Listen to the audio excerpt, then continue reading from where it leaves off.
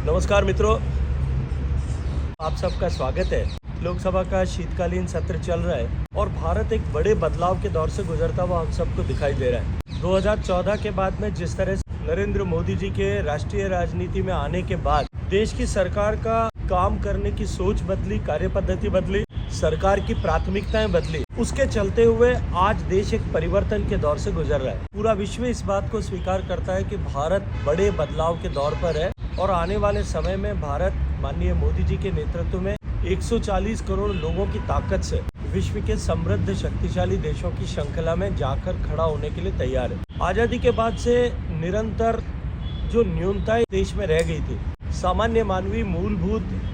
आवश्यकताओं की पूर्ति के संघर्ष से बाहर नहीं निकल पाया था। एक नई व्यवस्था, योजनाओं के निर्माण की दृष्टिकोण से और उनको धरातल पर उतारने के दृष्टिकोण से जो सरकार ने बनाई, उसके चलते हुए आज देश दुनिया के सभी एनालिटिक करने वाले लोग इस बात को स्वीकार करते हैं, एनालाइज करने वाले सभी लोग संवेद स्वर से स्वीकार करते हैं कि भारत में 25 करोड़ से ज्यादा लोग गरीबी की रेखा से बाहर निकल पाए और निश्चित रूप से गरीबी की रेखा से जो बाहर निकले उनके चलते हुए मध्यम वर्ग का विस्तार हुआ है। सीमाएं देश की सुरक्षित हुई है। भारत में औद्योगिक निवेश बढ़ा है। FDI ऑल टाइम हाई पर आकर के खड़ी हुई है और सोच और कार्य पद्धति बदलने के चलते हुए भारत की अर्थव्यवस्था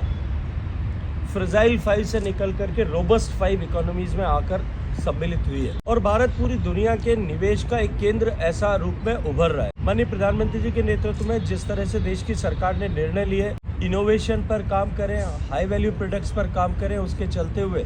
हाई वैल्यू प्रोडक्ट्स की इकोसिस्टम में हिंदुस्तान दुनिया का 10वां बड़ा प्लेयर ऐसा आज माना जाने लगा है। भारत में FDI इनफ्लो जिस तरह से बढ़ा है, पिछले सितंबर में अगर देखें तो 45% की ग्रोथ एक मंथ जो है करस्पॉन्डिंग मंथ के दृष्टिकोण से एक महीने में हुई है।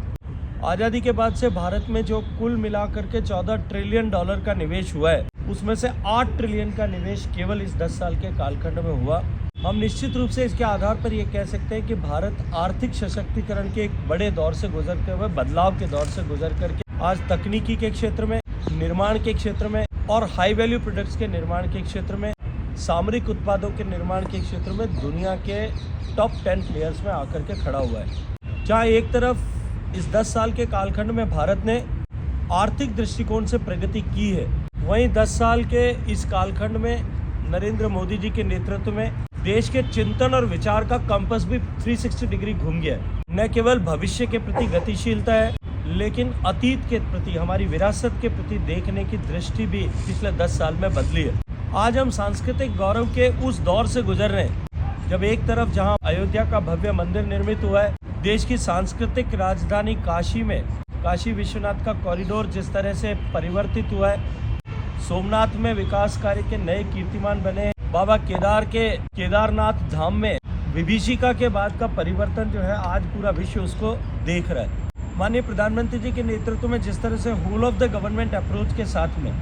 संस्कृति और पर्यटन मंत्रालय में जिस तरह से काम हुआ है, मैं कुछ विषय आपके संज्ञान में आज लाना चाहता हूँ। पिछले इस 10 साल के कालखंड में जिस तरह से सरकार ने विरासत पर विश्वास और भरोसा करना, विरासत का सम्मान करना और विकास की दिशा में आगे बढ़ना, इस दृष्टिकोण से जो काम किया है उसका परिणाम आज दिखाई दे रहा है। आपने देखा होगा सरकार बनने के साथ ही 40 दिन के भीतर हमने विश्व धरोहर समिति, वर्ल्ड हेरिटेज कमेटी की मीटिंग भारत में पहली बार जो आयोजित करने का सौभाग्य मिला। एकाएक अवसर आने के बाद में भी 40 दिन में इतने बड़े आयोजन, जिसमें दुनिया के लगभग 200 देशों में से 170-80 देशों के 2500 प्रतिनिधियों ने आकर के 10 दिन तक उस बैठक में हिस्सा लिया और मुझे अत्यंत प्रसन्नता है कि लगातार 5वें साल भारत के एक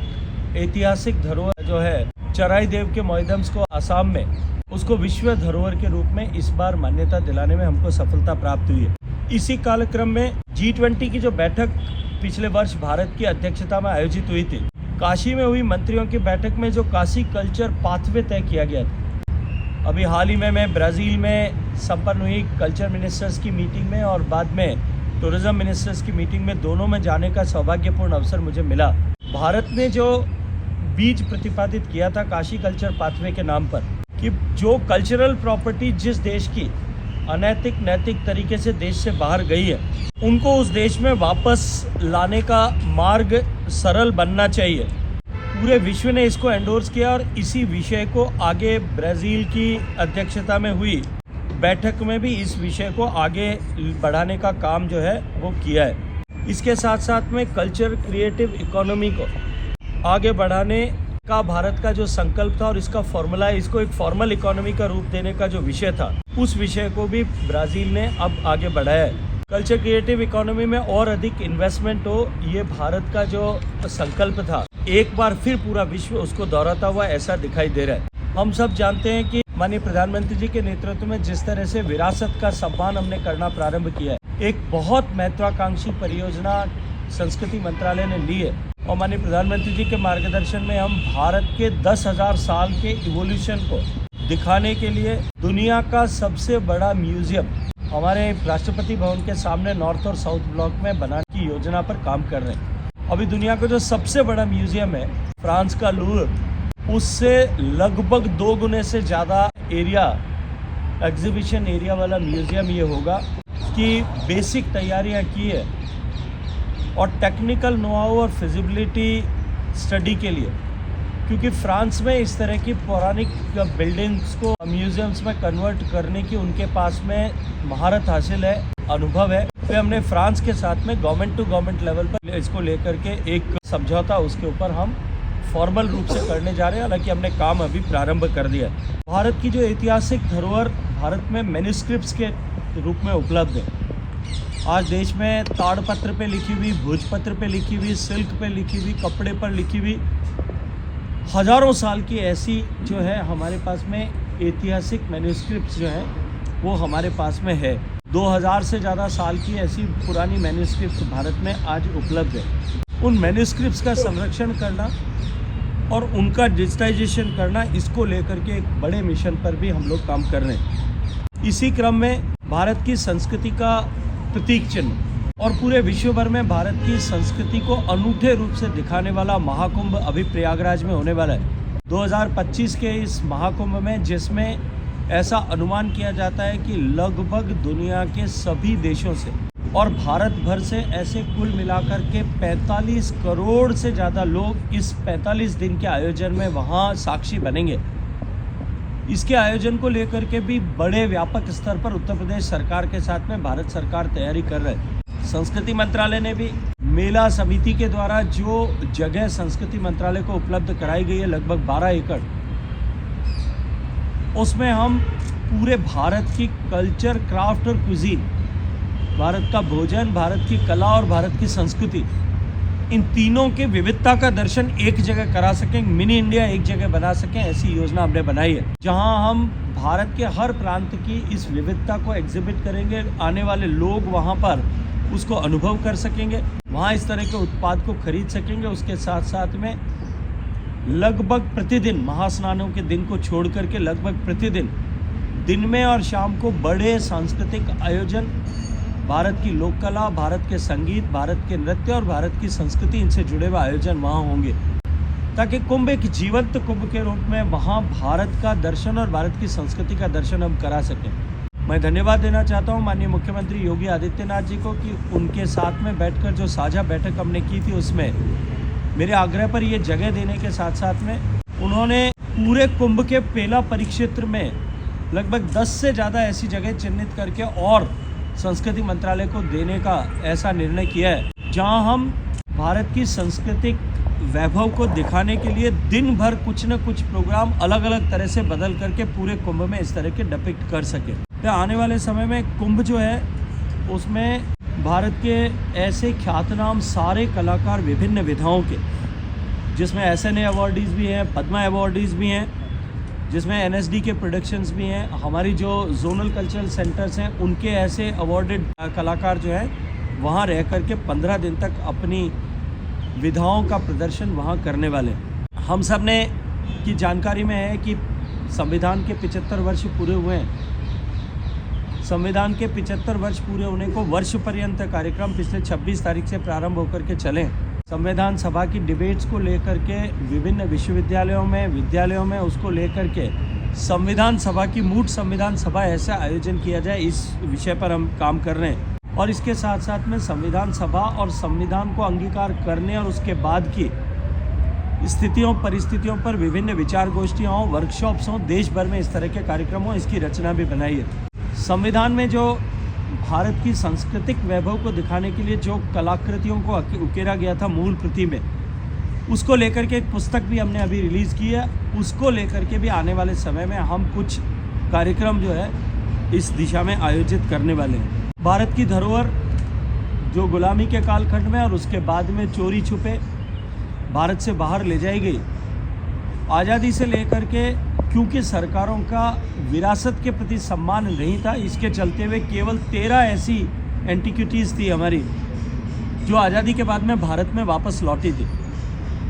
लेकिन सम्मानीय प्रधानमंत्री जी के नेतृत्व में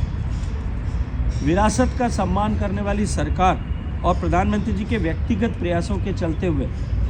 अब तक 345 ऐसी धरोहरें भारत में वापस लौटी हैं। अभी हाल ही में माननीय प्रधानमंत्री जी के अमेरिका दौरे के समय पूर्व राष्ट्रपति जो बाइडेन साहब ने भारत की ऐसे 297 और प्रॉपर्टीज़ को भारत को लौटाने का निर्णय किया, जिनको अब लाने की जो है उनकी व्यवस्था पर भारत सरकार काम कर रही है। तो हम 13 के आंकड़े से लेकर के इस 10 साल के कालखंड में 642 तक पहुँचे हैं। और जिस तरह से हमने कल्चरल प्रॉपर्टी एग्रीमेंट अमेरिका के साथ में किया है और दूसरे अन्य देशों के साथ में भी इस तरह का एक समझौता पत्र पर हस्ताक्षर करने के लिए हम लोग काम कर रहे हैं। आने वाले समय में भारत की और ऐसी कल्चरल प्रॉपर्टीज़ को हम ला सकें, इस विषय पर को लेकर के हम गंभीरता के साथ में प्रयास कर रहे हैं। और मैं ये मानता हूँ कि आने वाले समय में भारत की बहुत सारी ऐसी प्रॉपर्टीज़ जो है भारत में वापस आएंगी। आप सबके संज्ञान में है सम्मानीय मोदी जी का जो स्थानीय भाषा और मातृभाषाओं के लिए जो स्नेह है और जिस तरह से न्यू एजुकेशन पॉलिसी में भी उनको प्राधान्य दिया गया है। अभी मंत्रालय के एक निर्णय के आधार पर कैबिनेट ने डिसीजन करके मंत्रालय के प्रस्ताव पर असामी, मराठी, बंगाली, पाली और प्राकृत इन 5 भाषाओं को क्लासिकल लैंग्वेज का दर्जा भी प्रदान किया है। हमने पहली एशियन बुद्धिस्ट समिट अभी आयोजित की है और आने वाले समय में 3 महीने में के भीतर हम world Buddhist global Buddhist summit का आयोजन भी भारत में ऐसा करने वाले हैं। क्योंकि भारत की कल्चर की प्राधान्यता बढ़ी, भारत की विरासत का सम्मान प्रारंभ हुआ, भारत ने आर्थिक दृष्टिकोण से प्रगति की, इसलिए भारत की तरफ देखने का विश्व का नज़रिया बदला है। और उसके चलते हुए ग्लोबल टूरिज़्म इन टूरिस्ट इनफ्लो भारत में जो है वो एक नए सिरे से भारत की पहचान बनने के चलते हुए, भारत की तरफ देखने की दृष्टि बदलने के चलते हुए लोगों का रुझान भारत की तरफ बढ़ा है। लेकिन इसके दूसरी तरफ भारत ने जिस तरह से इकोनॉमिक ग्रोथ की है, जैसा मैंने कहा 25 करोड़ लोग गरीबी की रेखा से बाहर निकल पाए, उसके चलते हुए भारत में डोमेस्टिक टूरिज़्म पोटेंशियल एकदम से एक्सपोनेंशियली कोविड के बाद में ग्रो हुआ है, बहुत तेज गति के साथ में बढ़ा है। टूरिज़्म के लिए पहली आवश्यकता जो है वो इंफ्रास्ट्रक्चर क्रिएशन की होती है।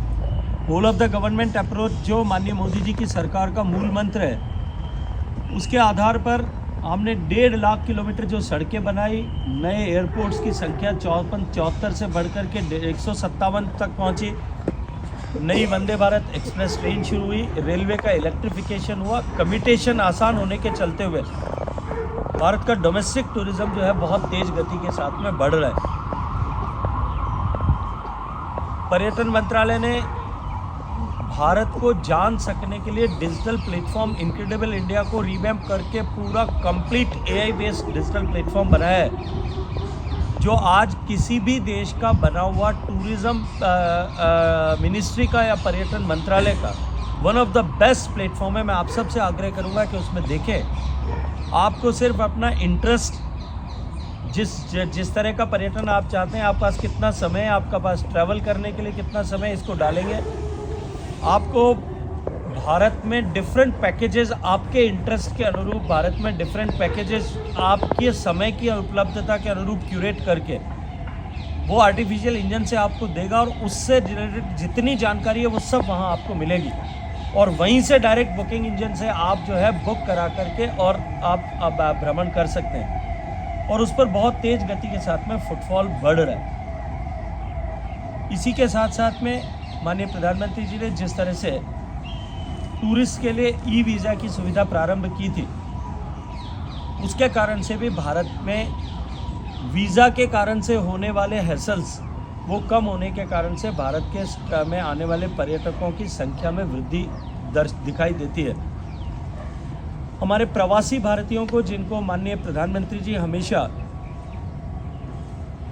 भारत के कल्चरल एम्बेसडर ऐसा कह कर के उनको संबोधित करते हैं, उनको हमने आग्रह किया है कि वो अपने कार्यक्षेत्र में, अपने प्रभाव क्षेत्र में जहाँ कहीं रहते हैं और काम करते हैं, जिस किसी भी देश या स्थान में, वहाँ वो कुछ लोगों को मोटिवेट करें, नॉन इंडियंस को भारत जाने के लिए प्रेरित करें। ऐसे 1 लाख लोगों को वीज़ा फ्री एग्जेम्प्ट करने का निर्णय जो पिछले वर्ष हुआ था, उसको अभी हमने यूके में वर्ल्ड ट्रैवल मार्ट के समय में लॉन्च किया है, और उसके बाद में एकाएक तेज गति के साथ में बहुत सारे रुझान जो है इस दृष्टिकोण से दिखाई देने लगे हैं। ओवरऑल टूरिस्ट जो है, आने वाले पर्यटक का अनुभव बेहतर हो, टूरिस्ट डेस्टिनेशंस को हम और ज़्यादा अच्छा प्रेजेंटेबल बना सकें, इस दृष्टिकोण से स्वदेश दर्शन की स्कीम और हमारे तीर्थ स्थानों के डेवलपमेंट को लेकर के जो स्कीम्स प्रसाद की योजना बनी थी, अब तक देश में लगभग 6,800 करोड़ रुपए की लागत से ऐसे 120 प्रोजेक्ट्स हमने लगभग पूरे किए हैं या पूरे होने की परिस्थिति में हैं। इसी के साथ साथ में अभी माननीय प्रधानमंत्री जी के बजट घोषणा जो पिछली बार हुई थी, जिसमें 1 लाख करोड़ रुपया राज्यों को इंटरेस्ट फ्री 50 साल में बाद में रीपे करने लायक ऐसा सॉफ्ट लोन देने की जो व्यवस्था की गई थी, उस संकल्पना के तहत टूरिज़्म के विभिन्न राज्यों से हमने प्रस्ताव आमंत्रित करके ऐसे नए डेस्टिनेशन डेवलप करना, जिनके चलते हुए हम एग्जिस्टिंग डेस्टिनेशंस को डीक्लटर कर सकें, डीकंजेस्ट कर सकें, वहाँ से लोगों को दूसरे जगहों पर ले जा सकें। ऐसे नए डेस्टिनेशंस को डेवलप करना या एग्जिस्टिंग डेस्टिनेशंस पे फैसिलिटीज़ को बढ़ाने के लेकर के लगभग सभी 23 प्रांतों के 3,300 करोड़ रुपए लागत के ऐसे प्रोजेक्ट्स अभी हाल ही में हमने स्वीकृत किए हैं।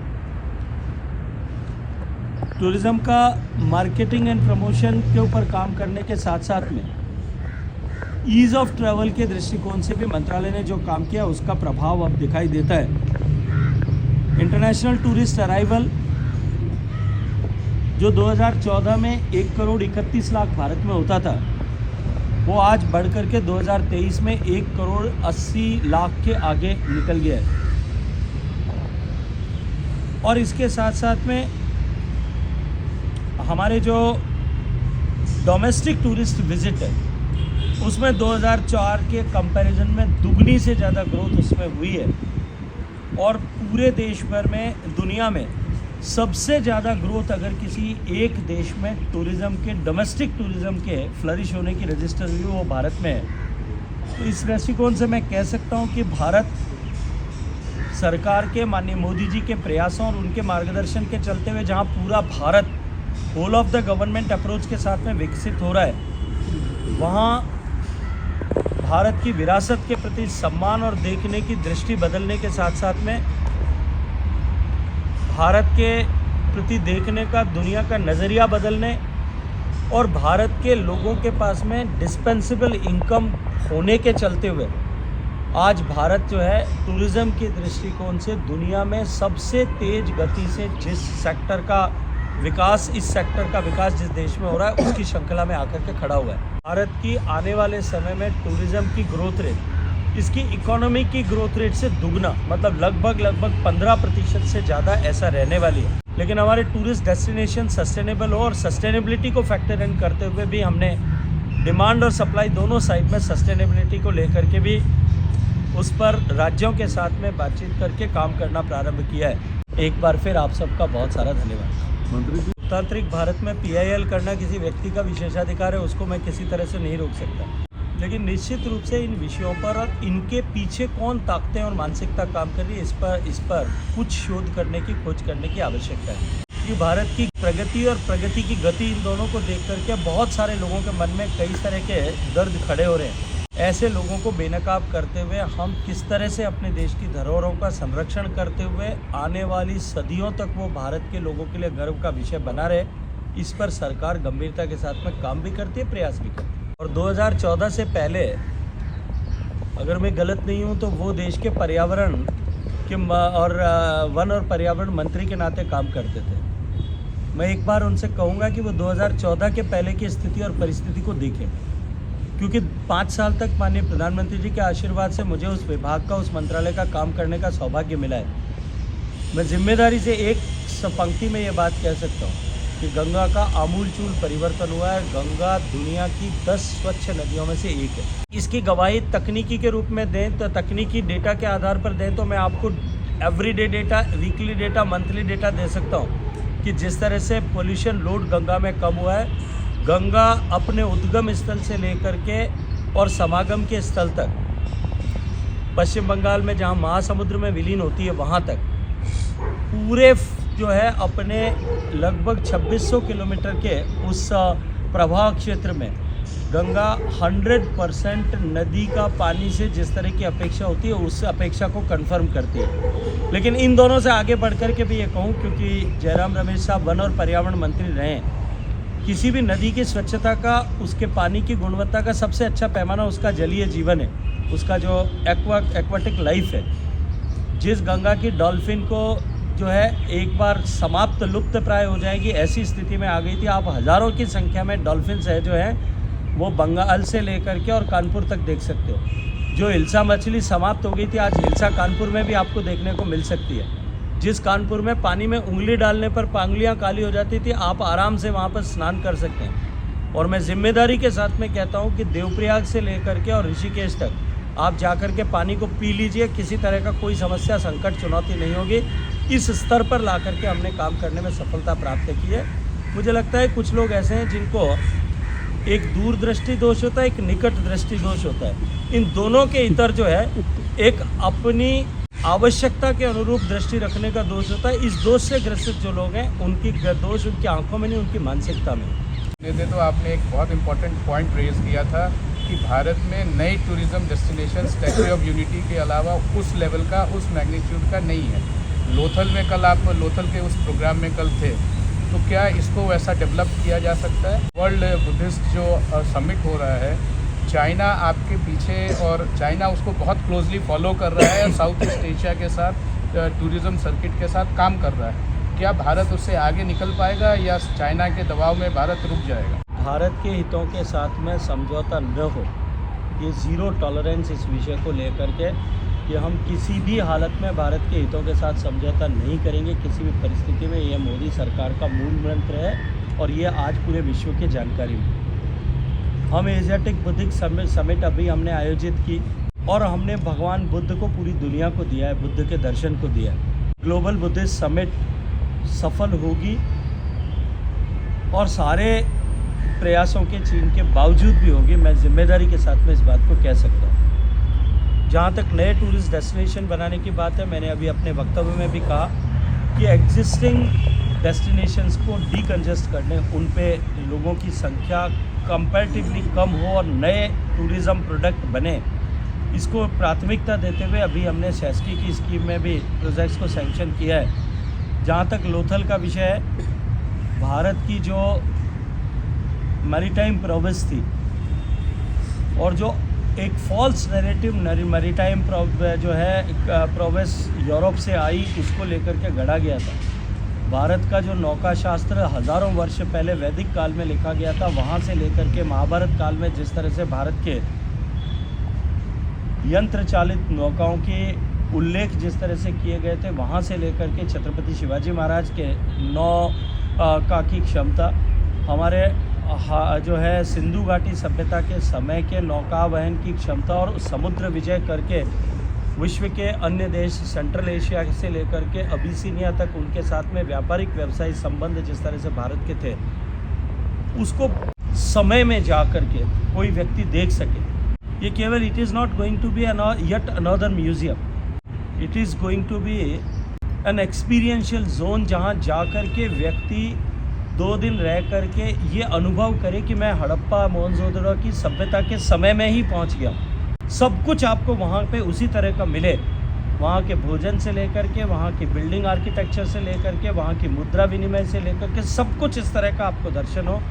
इस तरह के एक बृहत्तर योजना पर हम काम कर रहे हैं। इसका सेकंड फेज़ बनने के बाद में ये पूरे विश्व के लिए एक मैरीटाइम एवोल्यूशन को लेकर के एक नया नैरेटिव हम इसके माध्यम से बना पाए। से 75 साल के इस लोकतंत्र में लोकतंत्र की भावना और विशेष रूप से हमारे संविधान निर्माताओं की भावना और जिन लोगों ने भारत में लोकतांत्रिक व्यवस्था लाने के लिए अपना सर्वस्व समर्पण किया, अपना जवानी और जीवन समर्पित किया, उन बलिदानियों की भावना के अनुरूप भारत बनाने का मार्ग जो है वो लोकतंत्र के मंदिर से जाता है, संसद से जाता है। इस तरह का व्यवहार अपनी राजनीतिक महत्वाकांक्षाओं की आपूर्ति जनता के द्वारा न किए जाने का दंड जनता को देने के लिए जिस तरह का व्यवहार किया जा रहा है वो निश्चित रूप से निंदनीय भी है। देश की जनता उसे देख रही है और आने वाले समय में एक बार फिर उसका ठीक प्रत्युत्तर इनको जनता अपने वोटों की ताकत के आधार पर एक बार फिर दे देगा। कुंभ की व्यवस्थाओं को लेकर के हम निरंतर उत्तर प्रदेश सरकार के साथ में मिलकर के काम कर रहे हैं। वहाँ इंफ्रास्ट्रक्चर क्रिएशन पर बहुत बड़ी स्तर पर काम जो है युद्ध स्तर पर काम हुआ है और आगे होने वाला है। कुंभ में आने वाले प्रत्येक यात्री का उसकी कम्यूटेशन, कम्युनिकेशन और सैनिटेशन, इन तीनों विषयों को प्रमुखता के साथ में हमने उत्तर प्रदेश सरकार के साथ में लेकर के काम किया है। जहाँ तक विदेश से आने वाले लोगों का विषय है, जो पिछले कुंभ के समय में लगभग 15 लाख लोग दुनिया के 150 देशों के से भारत में पहुँचे थे। ये संख्या भारत में और बढ़े,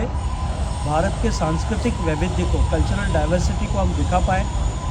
और पूरी दुनिया को भारत की इस ताकत की हम 45 करोड़ लोगों का समागम 45 दिन के समय में कर सकते हैं। भारत और चीन 2 देशों को छोड़ दीजिए, दुनिया के किसी देश की उतनी बड़ी आबादी भी नहीं है। उतना बड़ा आयोजन हम कर सकते हैं और किस सहजता के साथ में कर सकते हैं, इसे लोग देखें। हमने सप्रयास उसके लिए दिल्ली में जितने देशों के दूतावास हैं उन सबको एक साथ बुलाया, उनके राजनयिकों को बुलाया।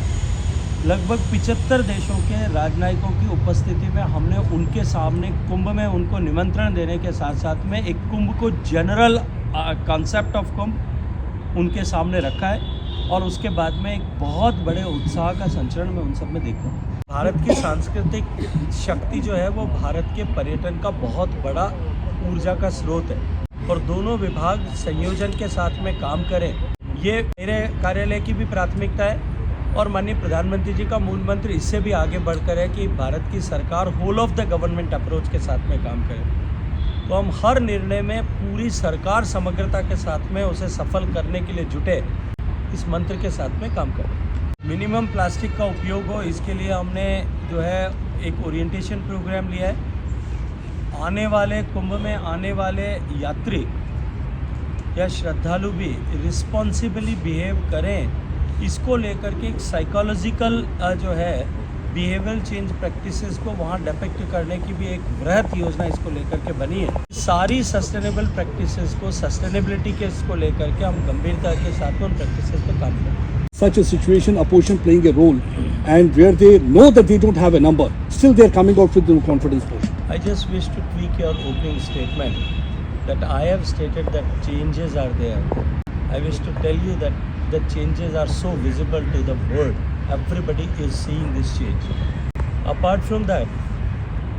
as you have mentioned that politics of negativity is day by day increasing. It is true, but the people of India are watching this. That how the people, to fulfill their intent, which has been continuously denied by the people of India during their democratic right, through their democratic rights, they wish to reclaim that